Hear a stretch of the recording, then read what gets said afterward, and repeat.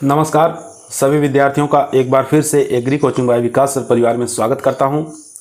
हम लोग रोज़ एग्रीकल्चर के बेहतरीन प्रश्नों के साथ मुलाकात करते हैं। जैसा कि आप लोगों को पता है, कृषि विज्ञान से संबंधित जितने भी एग्जाम होते हैं, चाहे कॉम्पिटिटिव एग्जाम हो, चाहे भर्ती परीक्षा हो, चाहे BHU, AFO, IBPS, agriculture TGT, PGT, ICR, जो भी इस तरीके के एग्जाम होते हैं, उनकी तैयारी से संबंधित प्रश्नों को रोजाना लेकर आते हैं। प्यारे विद्यार्थियों, जितने भी आप लोग हमारे चैनल से जुड़े हैं, सबका हम एग्री कोचिंग बाय विकास सर परिवार में स्वागत करते हैं।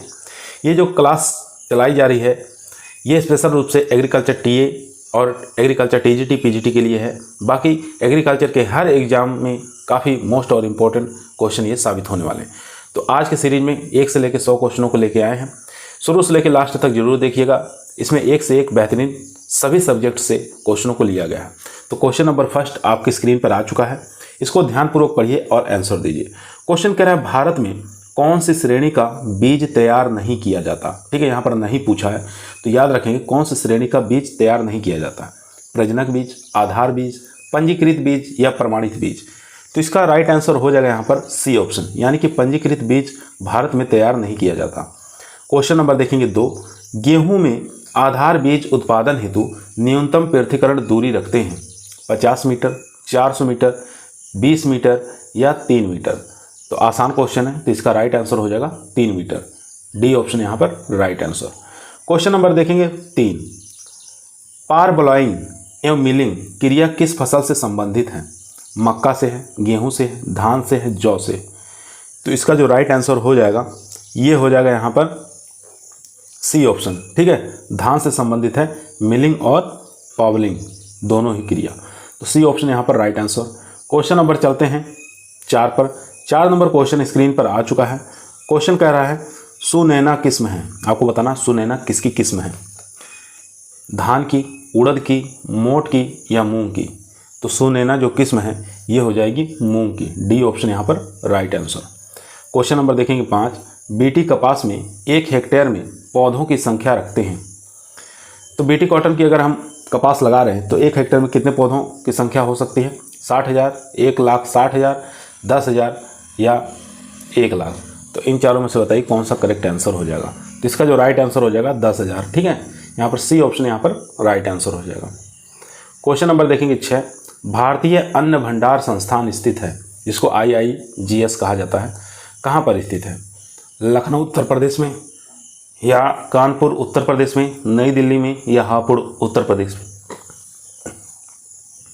तो इसका जो राइट आंसर हो जाएगा वो हो जाएगा D ऑप्शन, हापुड़ यानी उत्तर प्रदेश के अंदर स्थित है। ठीक है, याद रखें भारतीय अन्न भंडार संस्थान। उसके बाद क्वेश्चन नंबर चलते हैं 7 पर। 7 नंबर क्वेश्चन स्क्रीन पर आ चुका है, ध्यानपूर्वक पढ़िए, आंसर दीजिए। क्वेश्चन कह रहा है, मृदा में बालू, सिल्ट, मृतिका के कणों के सापेक्ष अनुपात को क्या कहा जाता है। मृदा संरचना कहते हैं, मृदा कणाकार कहते हैं, मृदा घनत्व कहते हैं या उपरोक्त सभी कहा जाता है। तो इंपॉर्टेंट क्वेश्चन है भी। तो यहाँ पर राइट आंसर हो जाएगा मृदा कणाकार कहा जाता है। B ऑप्शन यहाँ पर राइट आंसर हो जाएगा। क्वेश्चन नंबर 8 देखेंगे, सामान्यतः मृदा का स्थूल घनत्व होता है, बल्क डेंसिटी बताना है कितना होता है। ठीक है, तो यहाँ पर जो करेक्ट आंसर हो जाएगा यहाँ पर D ऑप्शन हो जाएगा, 1.33 से लेकर 1.50 mg। ठीक है, मीटर क्यूब। ठीक है, ये यहाँ पर D ऑप्शन राइट आंसर हो जाएगा। क्वेश्चन नंबर देखेंगे 9 नंबर क्वेश्चन स्क्रीन पर आ चुका है। क्वेश्चन कह रहा है, सांद्रित आहार है।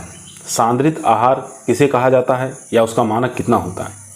तो सांद्रित आहार कहा जाता है CF का 18% से कम रहे और TDN जो है 60% से अधिक रहे, इसी को सांद्रित आहार कहा जाता है। D ऑप्शन यहाँ पर राइट आंसर हो जाएगा। क्वेश्चन नंबर देखेंगे 10, स्टमिंग अप से क्या तात्पर्य होता है। स्टमिंग अप क्या तात्पर्य होता है ये आपको बताना है। देखते हैं ऑप्शन, दुग्ध उत्पादन पर अतिरिक्त राशन की मात्रा, मांस उत्पादन पर अतिरिक्त राशन की मात्रा, गर्भित गाय के अतिरिक्त राशन की मात्रा या ऊन उत्पादन पर अतिरिक्त राशन की मात्रा। तो यहाँ पर जो राइट आंसर हो जाएगा, स्टीमिंग अप कहा जाता है, जो गर्भित गाय होती हैं उनको अलग से राशन जो दिया जाता है उसी को कहा जाता है स्टीमिंग अप। ठीक है, तो यहाँ पर C ऑप्शन यहाँ पर राइट आंसर हो जाएगा, C ऑप्शन। क्वेश्चन नंबर देखेंगे 11 नंबर क्वेश्चन स्क्रीन पर आ चुका है। क्वेश्चन कह रहा है, दुग्ध के स्राव बढ़ाने के लिए गाय को क्या दिया जाता है? प्रोलैक्टिन, सॉर्बिटॉल या स्टिलबेस्टिरॉल या गोनेडोट्रोपिन? तो यहाँ पर जो राइट आंसर हो जाएगा वो हो जाएगा ए ऑप्शन, प्रोलैक्टिन। ठीक है, ये ऑप्शन यहाँ पर राइट आंसर हो जाएगा। दूध के स्राव को बढ़ाने के लिए गाय को यह दिया जाता है प्रोलैक्टिन। उसके बाद क्वेश्चन नंबर देखेंगे 12 नंबर क्वेश्चन कह रहे हैं नवजात को डिसबडिंग करने की उपयुक्त आयु है। जो बछड़े होते हैं नवजात, उनके सींग को काटना यानी कि डिसबडिंग करना, उनकी आयु कितनी होती है? देखते हैं ऑप्शन। नवजात की डिसबडिंग करने की आयु यहाँ पर ऑप्शन आ चुके हैं चारों। जन्म के 15 दिन तक, जन्म के 15 से 30 दिन तक, जन्म के 1 माह तक या जन्म के 3 से 10 दिन तक। तो यहाँ पर जो करेक्ट आंसर हो जाएगा डी ऑप्शन। जन्म के 3 से 10 दिन के अंदर नवजात जो होते हैं उसके अंदर डिसबडिंग की क्रिया कर दी जाती है। क्वेश्चन नंबर देखेंगे 13 नंबर क्वेश्चन स्क्रीन पर है। सबसे ज़्यादा दूध देने वाली बकरी की नस्ल बताना है। सिरोही, बारबरी, मारवाड़ी या जमुनापारी? तो आसान क्वेश्चन है। तो जमुनापारी जो नस्ल है बकरी की सबसे ज़्यादा दूध उत्पादन करती है। डी ऑप्शन यहाँ पर राइट आंसर हो जाएगा। क्वेश्चन नंबर देखेंगे 14। इनमें से कौन सी दवा जीवाणु रोधक के रूप में काम में ली जाती है? फिनॉइल, अरंडी का तेल, कपूर या अल्कोहल? तो इसका जो राइट आंसर हो जाएगा यहाँ पर वो हो जाएगा ए ऑप्शन, यानी कि फिनाइल का उपयोग करते हैं जीवाणु रोधक के रूप में। ठीक है, क्वेश्चन नंबर देखेंगे 15।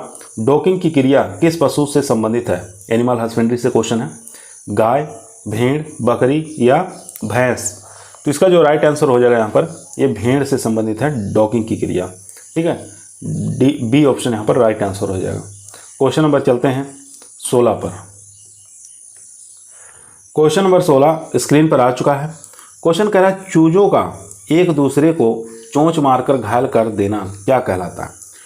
डिबकिंग कहलाता है, डी हॉर्निंग कहलाता है, कैनाबोलिज्म कहलाता है या डिसबडिंग कहलाता है? तो चूजे जो होते हैं एक दूसरे को चोंच मारकर घायल कर देते हैं, तो इस क्रिया को किस नाम से जाना जाता है? तो उस क्रिया को कैनाबोलिज्म के नाम से जाना जाता है। सी ऑप्शन यहाँ पर राइट आंसर हो जाएगा। क्वेश्चन नंबर देखेंगे 17। किस पशु के दूध में प्रोटीन की मात्रा सर्वाधिक पाई जाती है? यहाँ प्रोटीन की मात्रा पूछ रहा है, किसके दूध में अधिक मात्रा पाई जाती है? तो यहाँ देखेंगे गाय है, भैंस है, भेड़ है, बकरी है। तो यहाँ भेड़ के अंदर प्रोटीन की मात्रा हाईएस्ट पाई जाती है। सी ऑप्शन यहाँ पर राइट आंसर हो जाएगा। दोस्तों, यदि आप लोगों को वीडियो पसंद आ रही हो तो वीडियो को लाइक, शेयर, सब्सक्राइब जरूर करिए। क्वेश्चन नंबर 18 स्क्रीन पर आ चुका है। वैसेक्टोमी किससे संबंधित है? आपको बताना है वैसेक्टोमी किससे संबंधित है। पशुओं को जमीन पर गिराना, पशुओं को नसबंदी करना, पशुओं को सिंगरोधन करना या उपयुक्त सभी? तो काफ़ी अच्छा क्वेश्चन है ये भी। तो यहाँ पर राइट आंसर हो जाएगा पशुओं को नसबंदी करना ही वैसेक्टोमी कहलाता है।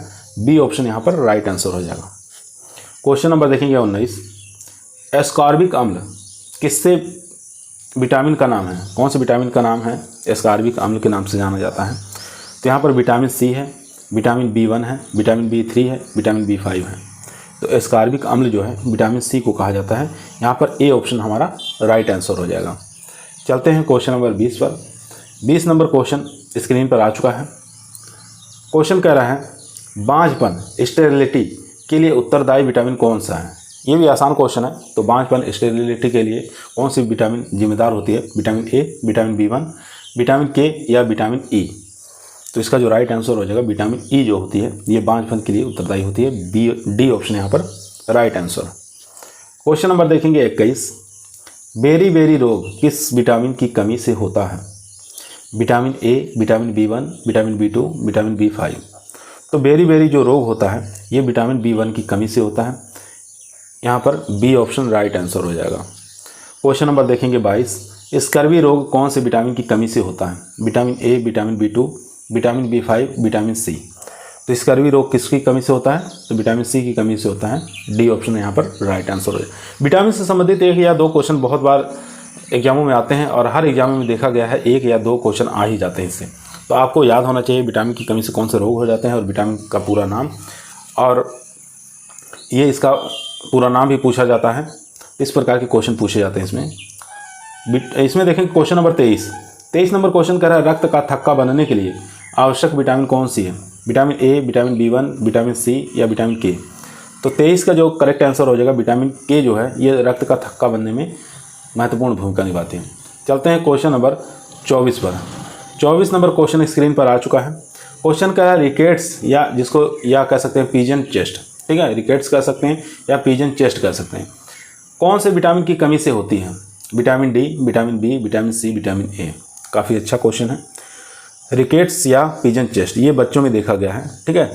तो इसमें सीने का विकास नहीं हो पाता, छोटे बच्चे जो होते हैं हड्डियों का विकास नहीं होता है। तो इसका करेक्ट आंसर हो जाएगा यहाँ पर विटामिन डी, ठीक है। ए ऑप्शन यहाँ पर राइट आंसर हो जाएगा। क्वेश्चन नंबर देखेंगे 25। राष्ट्रीय किसान आयोग की स्थापना कब हुई?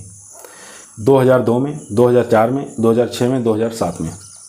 तो राष्ट्रीय किसान आयोग की स्थापना जो हुई थी वो हुई थी 2004 में। यहाँ पर बी ऑप्शन राइट आंसर हो जाएगा।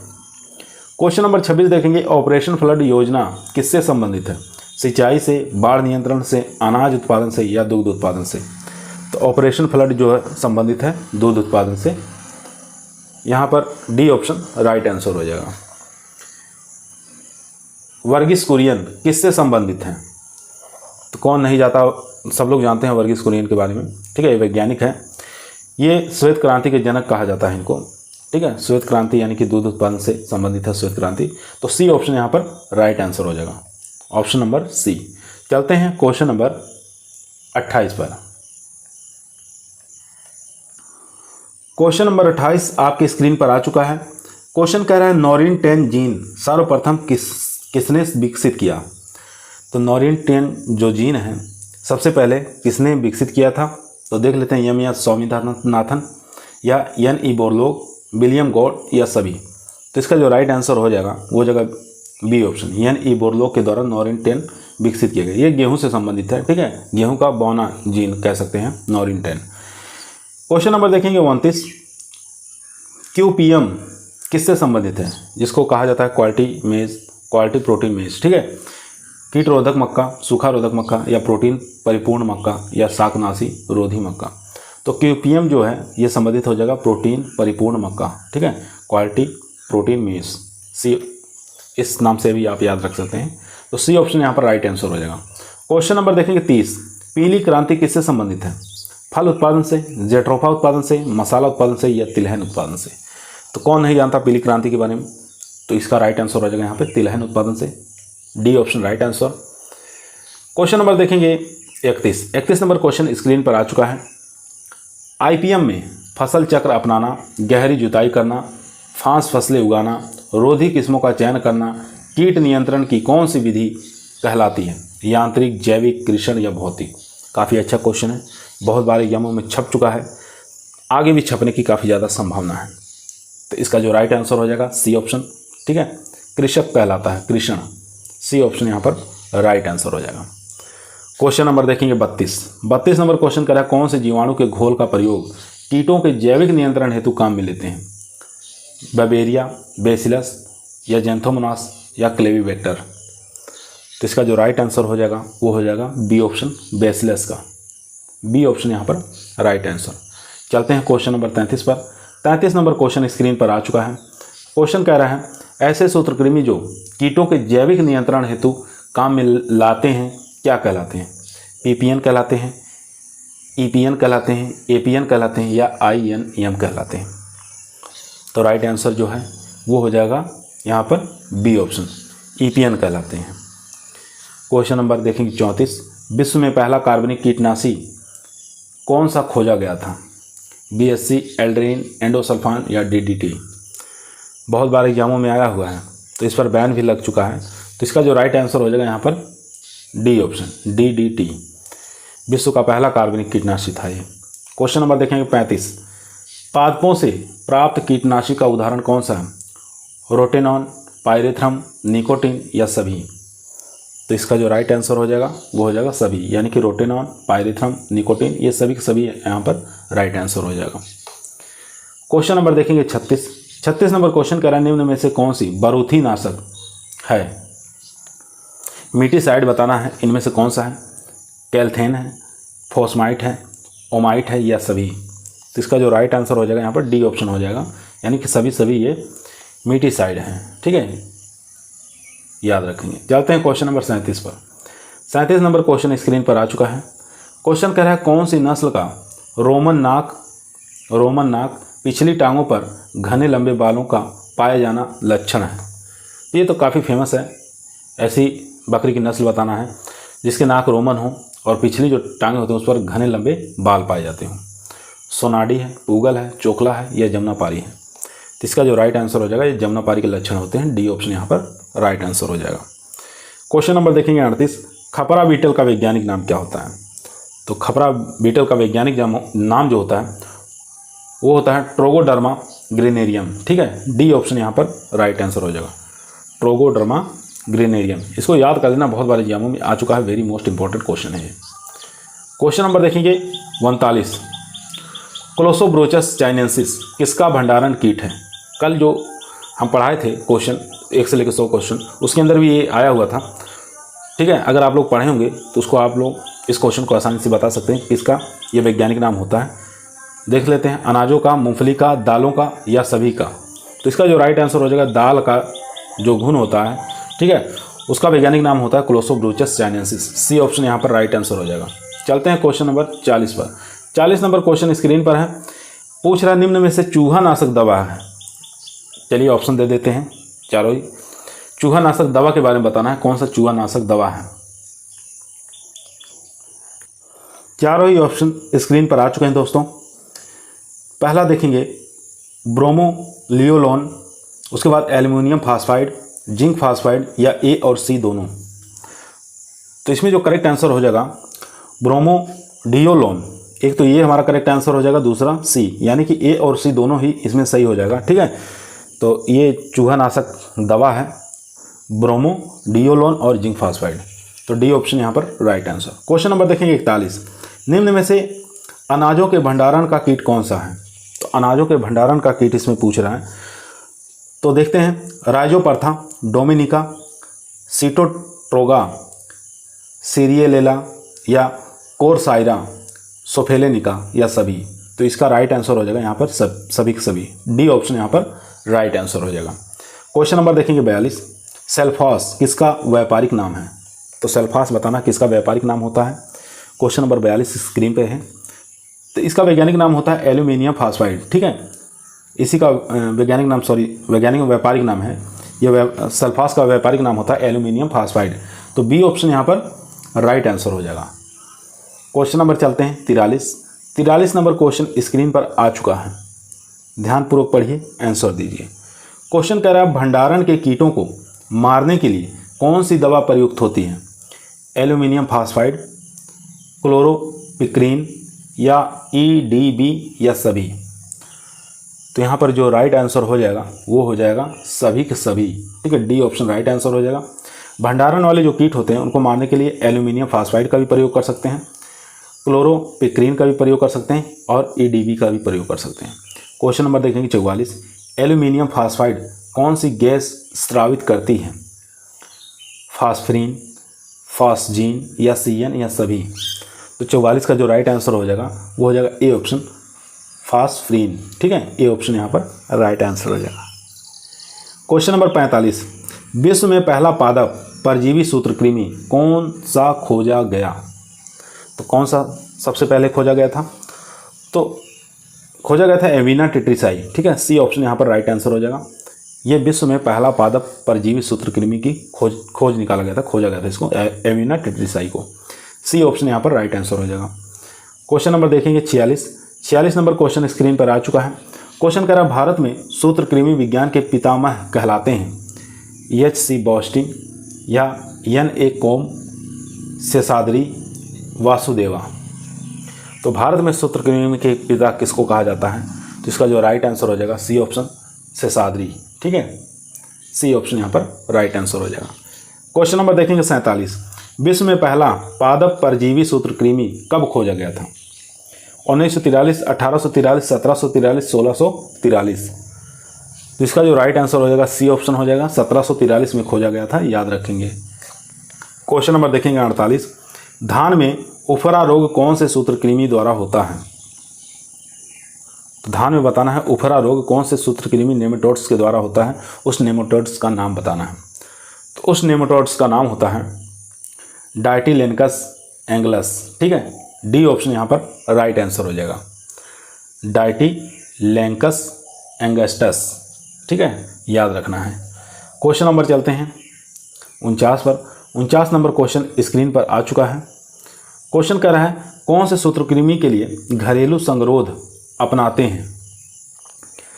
तो कौन से सूत्रकृमि के लिए अपनाते हैं, तो ये अपनाया जाता है ग्लोबिडेरा रोस्टोचाइनेंसिस।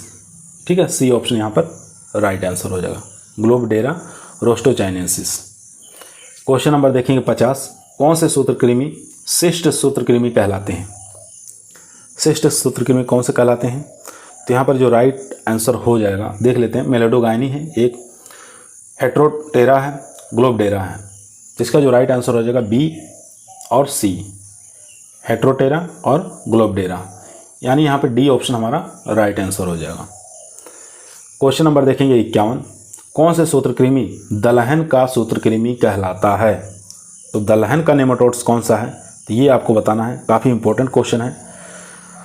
तो देख लेते हैं। तो इसका जो राइट आंसर हो जाएगा रोटेलिकुलस रेनिफोफॉर्मिस। ठीक है, यहाँ पे बी वाला एकदम राइट आंसर हो जाएगा, रोटेलिकुलस और रेनिफॉर्मिस, ये हो जाएगा दलहन का सूत्रकृमि, याद रखना है। क्वेश्चन नंबर चलते हैं 52 नंबर क्वेश्चन स्क्रीन पर आ चुका है।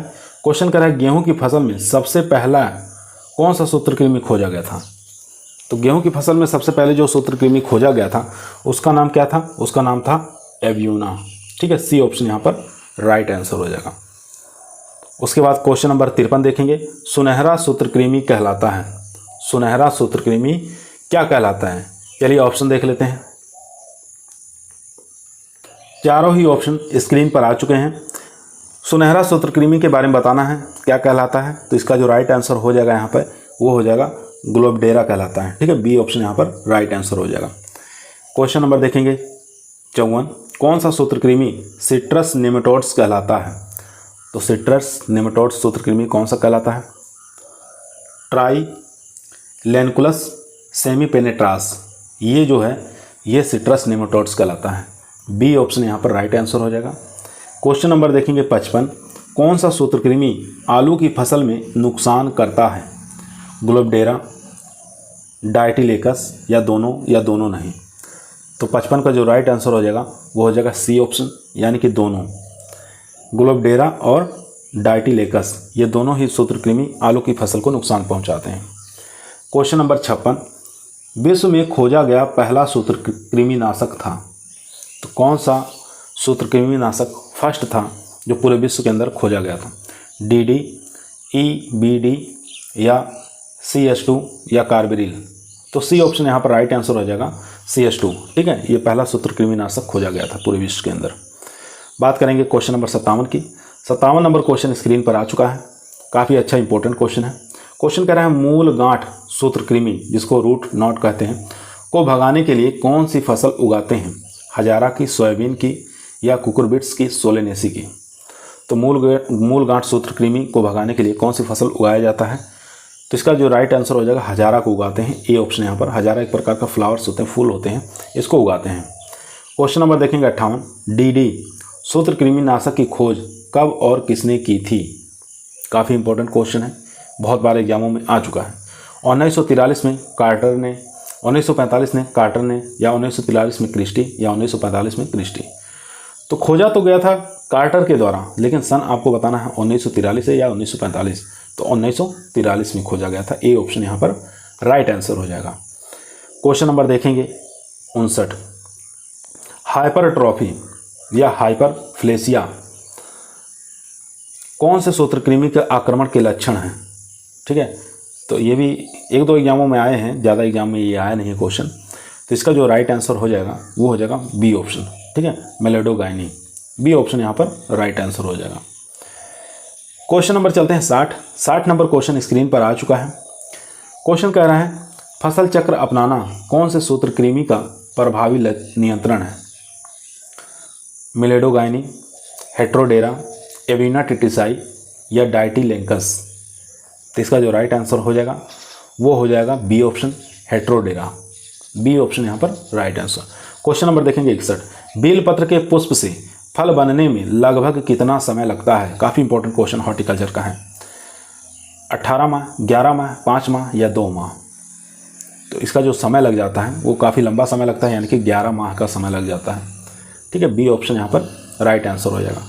क्वेश्चन नंबर देखेंगे 62, निम्न में से कट फ्लावर का उदाहरण नहीं है। यहाँ पर नहीं पूछा है, कट फ्लावर का उदाहरण नहीं, यानी कि 3 कट फ्लावर के इसमें है, 1 कट फ्लावर का उदाहरण नहीं है। तो इसमें से बताइए गुलाब है, कार्नेशन है या ग्लेडियोलस या रजनीगंधा है।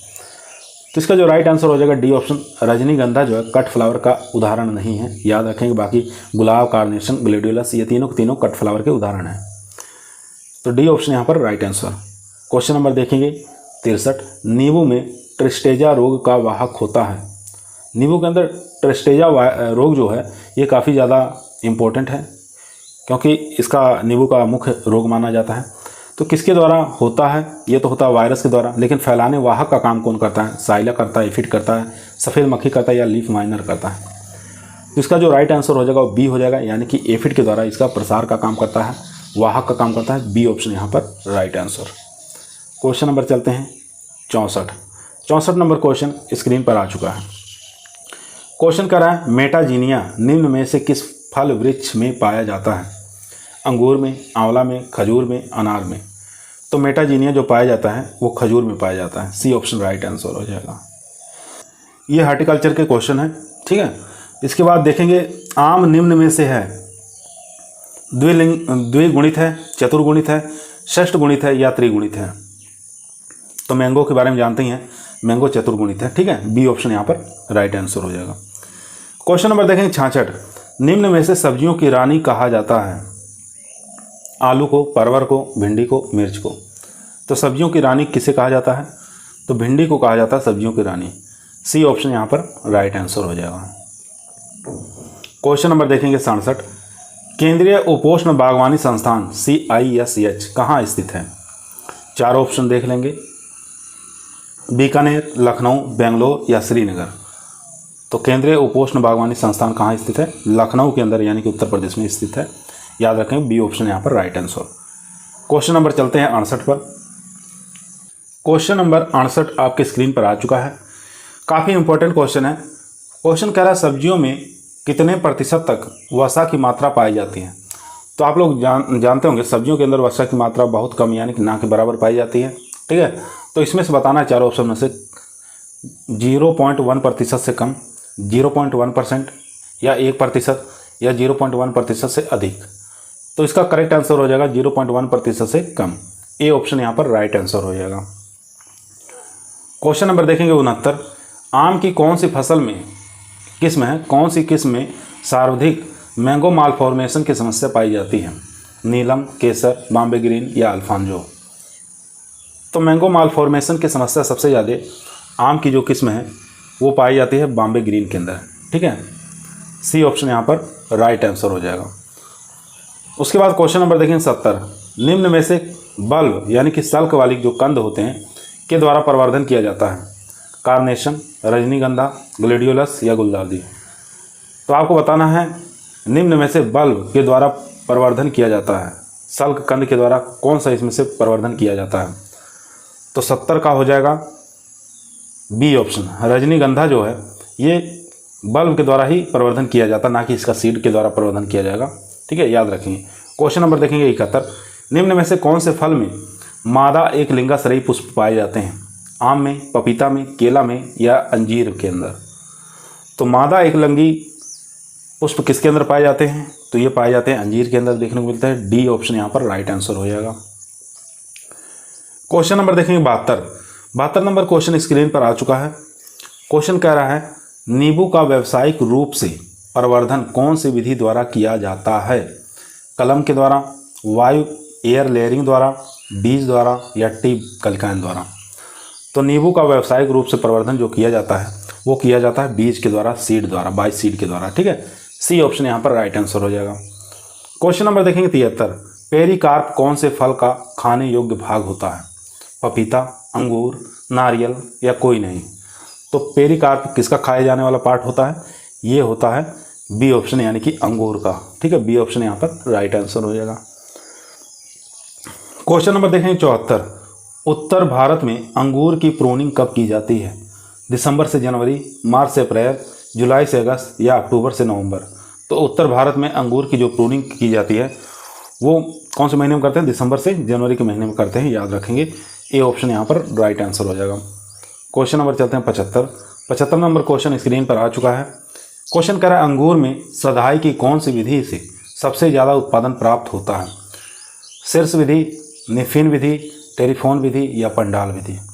तो इसका जो राइट आंसर हो जाएगा यहाँ पर पंडाल विधि, डी ऑप्शन यहाँ पर राइट आंसर।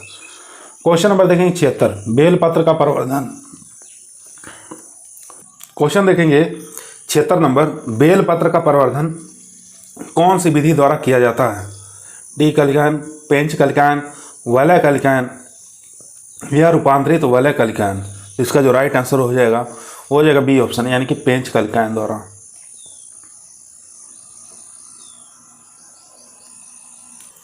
क्वेश्चन नंबर 77 आपकी स्क्रीन पर आ चुका है। क्वेश्चन कह रहा है लहसुआ का कुल क्या होता है? लहसुआ की फैमिली बताना है, किस फैमिली से बिलोंग करता है? ब्रोलेजिनेसी, एस्टरेसी, एरिकेसी या ब्रोमोलिएसी? तो इसका जो राइट आंसर हो जाएगा ए ऑप्शन, ठीक है, ए ऑप्शन हो जाएगा यहाँ पर बोरेजिनेसी। क्वेश्चन नंबर देखेंगे 78 निम्न में से बेल की किस्म है, बेल की किस्म बताना है कौन सी है? गोमा ऐश्वर्या, गोमा यसी, गोमा कृति या गोमा मंजरी? तो इसका जो राइट आंसर हो जाएगा बी ऑप्शन, गोमा यसी। क्वेश्चन नंबर देखेंगे 79 मैंगो माल फॉर्मेशन को रोकने के लिए कौन से हार्मोन काम में लेते हैं? GA3, NAA, 2,4-D या PBZ? तो इसका जो राइट आंसर हो जाएगा NAA, ठीक है, नेप्थलीन एसिटिक एसिड हार्मोन्स होता है, इसका प्रयोग किया जाता है मैंगो माल फॉर्मेशन को रोकने के लिए। क्वेश्चन नंबर देखेंगे 80 निम्न में से ट्रिस्ट्रेजा विषाणु रोग का सूचक पौधा कौन सा है? नींबू, संतरा, मौसमी, किन्नू? तो इसका राइट आंसर हो जाएगा नींबू। दोस्तों, यदि आप लोगों को वीडियो पसंद आ रही हो तो वीडियो को लाइक करिए, शेयर करिए, चैनल पे नए आए हैं तो सब्सक्राइब करना ना भूलिए। क्वेश्चन नंबर 81 आपके स्क्रीन पर आ चुके हैं। क्वेश्चन कह रहा है केले का बीज रहित होने का क्या कारण है? द्विलिंगाश्रयी, एपोमिक्सिस, पार्थेनोजेनेसिस या पार्थेनोकार्पी? तो केले का बीज रहित होना क्या कहलाता है? पार्थेनोकार्पी के कारण ही सीड नहीं बन पाते हैं। डी ऑप्शन यहाँ पर राइट आंसर हो जाएगा। क्वेश्चन नंबर देखेंगे 82 निम्न में से उद्यान मटर की किस्म कौन सी है? अर्पणा, रचना, सपना या हिसार हरितवन? तो इसका जो राइट आंसर हो जाएगा हिसार हरितवन, डी ऑप्शन यहाँ पर राइट आंसर। क्वेश्चन नंबर 83 मटर में किस प्रकार का परागण पाया जाता है? स्वपरागण, परपरागण, उपयुक्त सभी या बहुधा परपरागण? तो यहाँ पर ए ऑप्शन राइट आंसर हो जाएगा, स्वपरागण पाया जाता है मटर में, ठीक है, तो याद रखेंगे। क्वेश्चन नंबर 84 चने के दानों में प्रोटीन पाया जाता है 20%, 21.1%, 22.5% या 25%? तो चने के जो दाल होती है उसके अंदर प्रोटीन की मात्रा पाई जाती है 21.1%, बी ऑप्शन यहाँ पर राइट आंसर हो जाएगा। क्वेश्चन नंबर चलते हैं 85 नंबर क्वेश्चन स्क्रीन पर आ चुका है। क्वेश्चन कह रहा है कि चिकपी के नाम से कौन सी फसल जानी जाती है? अरहर, उड़द, मटर या चना? एग्जामों में इसके उपनाम भी पूछे जाते हैं तो आप लोग याद कर लेंगे। तो यहाँ पे चिकपी के बारे में पूछा है तो इसका करेक्ट आंसर हो जाएगा चना, चना का उपनाम होता है चिकपी। क्वेश्चन नंबर 86 चने की प्रमुख व्याधि कौन सी है? उकटा, झुलसा, पाउडर मिल्ड्यू या ए और बी दोनों सही है? तो इसका जो राइट आंसर हो जाएगा ए और बी दोनों सही है, उकटा और झुलसा दोनों सही है, ठीक है। उसके बाद क्वेश्चन नंबर 87 धान की SRI विधि में प्रति हेक्टेयर बीज दर होती है तो सीड रेट कितना होता है? 5 kilogram per hectare, A option यहाँ पर राइट आंसर। क्वेश्चन नंबर 88 आपके स्क्रीन पर आ चुका है। क्वेश्चन कह रहा है सामान्य धान, ठीक है, एक तो सामान्य धान के बारे में बताना है, एक SRI विधि, ठीक है, दोनों की दूरी बताना है कितनी रखते हैं? 30 × 10 सेंटीमीटर एवं 25 × 10 सेंटीमीटर, 30 × 10 सेंटीमीटर एवं 25 × 15 सेंटीमीटर, 20 × 10 सेंटीमीटर एवं 25 × 10 सेंटीमीटर, या डी ऑप्शन है 20 × 10 सेंटीमीटर, 25 × 25 सेंटीमीटर। तो सबसे पहले अगर सामान्य धान की पौधे से पौधे की दूरी याद है तो आप लोग निकाल ले जाएंगे, ठीक है। तो इसका जो राइट आंसर हो जाएगा वो सामान्य धान की दूरी रखते हैं 20 × 10 सेंटीमीटर और SRI में रखते हैं 25 × 25 सेंटीमीटर। डी ऑप्शन यहाँ पर राइट आंसर हो जाएगा। क्वेश्चन नंबर चलते हैं 89 नंबर क्वेश्चन स्क्रीन पर आ चुका है। अमोनियम सल्फेट किस फसल के लिए उपयुक्त नाइट्रोजन उर्वरक है? मूंगफली, धान, गन्ना या सभी? तो इसका जो राइट आंसर हो जाएगा ये सभी के लिए है। ठीक है, गन्ना, धान, मूंगफली तीनों के लिए। क्वेश्चन नंबर 90, धान की फसल का जैव उर्वरक कौन सा है? एजोला, बीजीए या एजोला एनबिना या सभी? तो इसका भी राइट आंसर हो जाएगा सभी के सभी धान के जैव उर्वरक है, एजोला, बीजीए, एजोला एनबिना। ठीक है। क्वेश्चन नंबर देखेंगे 91, धान की फसल में नत्रजन उर्वरक कौन से क्षेत्रों में प्रयुक्त होती है? आक्सीकृत क्षेत्र, उपचयित क्षेत्र, दोनों या दोनों नहीं? तो इसका राइट आंसर हो जाएगा यहाँ पर बी ऑप्शन। ठीक है, अपचयित क्षेत्र में बी ऑप्शन यहाँ पर राइट आंसर हो जाएगा। क्वेश्चन नंबर देखेंगे 92, धान की फसल में कौन सा शाकनाशी सबसे ज़्यादा प्रयुक्त होता है? ब्यूटाक्लोर या एनिलफास, प्रोपेनिल या बेंथियोकार्ब? तो इसका जो राइट आंसर हो जाएगा वो हो जाएगा ब्यूटाक्लोर का प्रयोग सबसे ज़्यादा धान में करते हैं। ठीक है, खरपतवारनाशी के रूप में। क्वेश्चन नंबर चलते हैं 93 नंबर क्वेश्चन स्क्रीन पर आ चुका है। क्वेश्चन कह रहा है धान की फसल में डेड हार्ट और वाइट ईयर लक्षण कौन से कीट से होते हैं? गंदी बग, धान का हिस्सा या धान का भूरा फुदका या पीला तना छेदक? तो इसका जो राइट आंसर हो जाएगा डी ऑप्शन, पीला तना छेदक के कारण ही धान की फसल में डेड हार्ट और वाइट ईयर जैसे रोग के लक्षण दिखाई देते हैं। ठीक है, डी ऑप्शन यहाँ पर राइट आंसर हो जाएगा। क्वेश्चन नंबर देखेंगे 94, धान के खेत में हॉपर बर्न लक्षण किस कीट के प्रभाव से होता है? GLH, BPH, गंदी बग या धान का हिस्पा? तो इसका जो राइट आंसर हो जाएगा वो हो जाएगा BPH। ठीक है, बी ऑप्शन यहाँ पर राइट आंसर हो। क्वेश्चन नंबर देखेंगे 95 नंबर क्वेश्चन कह रहा है धान की फसल में ग्रासी स्टंट या टुगरो व्याधि किससे होती है? काफ़ी इंपॉर्टेंट क्वेश्चन है, बहुत बार एग्जामों में आ चुका है। धान की फसल में ग्रासी स्टंट और टुगरो व्याधि किससे होती है? चलिए देख लेते हैं ऑप्शन। चारों ही ऑप्शन स्क्रीन पर आ चुके हैं। फफूंद के द्वारा, वायरस के कारण, जीवाणु द्वारा या फाइटोप्लाज्मा के द्वारा? तो इसका जो राइट आंसर हो जाएगा बी ऑप्शन, यानी कि वायरस के द्वारा होता है। क्वेश्चन नंबर देखेंगे 96, भारत में सर्वप्रथम कौन सी गेहूं की किस्म आयातित की गई थी? सोनारा 63, सोनारा 64, लाजमा रोजा या सभी? तो यहाँ पर जो राइट आंसर हो जाएगा वो हो जाएगा सभी सभी। ठीक है, आयातित किस्म जो है सोनारा 63, सोनारा 64, लाजमा रोजा, ये तीनों हैं, यहाँ पर करेक्ट आंसर हो जाएगा। क्वेश्चन नंबर देखें 97, गेहूं की एक जीन बोनी किस्म कौन सी है? सोनालिका, सरबती सोनारा, कल्याण सोना या लोकवन? तो गेहूं की एक जीनी बोनी किस्म यहाँ पे पूछ रहा है, तो इसका जो राइट आंसर हो जाएगा वो हो जाएगा सोनालिका। ठीक है, ए ऑप्शन यहाँ पर राइट आंसर हो जाएगा। क्वेश्चन नंबर देखेंगे 98, गेहूं की बोनी किस्मों में बीजों की गहराई रखते हैं 3 से 4 सेंटीमीटर, 4 से 5 सेंटीमीटर, 5 से 6 सेंटीमीटर या 6 से 7 सेंटीमीटर? तो इसका जो राइट आंसर हो जाएगा वो हो जाएगा बी ऑप्शन, 4 से 5 सेंटीमीटर। बी ऑप्शन यहाँ पर राइट आंसर। क्वेश्चन नंबर देखेंगे 99, गेहूं के बीजों की बुआई की श्रेष्ठ विधि कौन सी है? सीड ड्रिल है या सीड कम फर्टी ड्रिल है, डिबलिंग है या ब्रॉडकास्टिंग है? तो गेहूं के बीजों की बुआई की सबसे श्रेष्ठ जो विधि मानी गई है वो विधि मानी गई है सीड ड्रिल फर्टी ड्रिल। ठीक है, सीड कम बी ऑप्शन यहाँ पर राइट आंसर हो जाएगा, सीड कम फर्टी ड्रिल। उसके बाद क्वेश्चन नंबर 100 जो कि आज का हमारा लास्ट क्वेश्चन रहेगा। ये क्वेश्चन है कौन सी फसलों में जिंक की कमी पाई जाती है? ठीक है, इसमें फसल पूछा है कौन सी फसलों के अंदर जिंक की कमी पाई जाती है? मक्का, गेहूं, धान या सभी?